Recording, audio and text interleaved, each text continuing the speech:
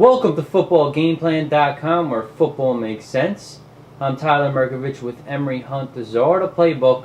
We're bringing you FCS coverage to decide the formerly known as the Yankee Conference, the Colonial Athletic Association. It's William and Mary at Richmond. Richmond coming off that devastating loss a couple weeks ago against Villanova. Bounce back. William and Mary gets by New Hampshire 20-17 this week.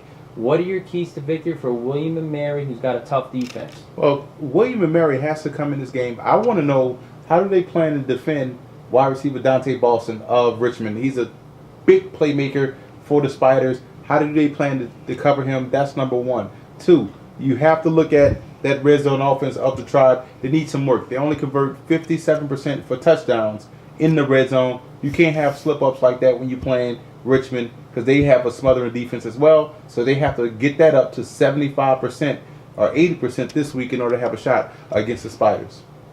Yes, the Tribe really need to put some points up against the Spiders. But what are your keys to victory for Richmond, led by quarterback Eric Ward? They like to run the ball. They play a lot of defense also. Teams very similar.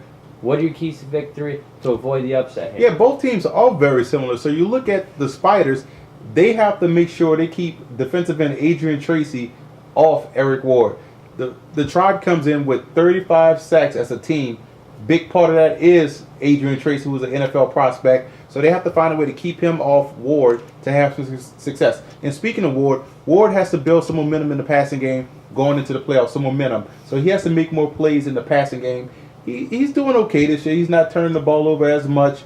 He's moving the chains. He has his team in position to win. But building some passing momentum in this game is key for the Spiders long term. I like Richmond at home. I think they want to build some momentum going into the playoffs. I look for them to correct all those issues they have to tighten up the ship. But don't be surprised if this is another rematch in the playoffs. I think William and Mary is a really tough team. Like you said, they are very similar. Whoever runs the ball better is going to win this game, and I'm going to take Richmond. I think they'll do more of that in this one.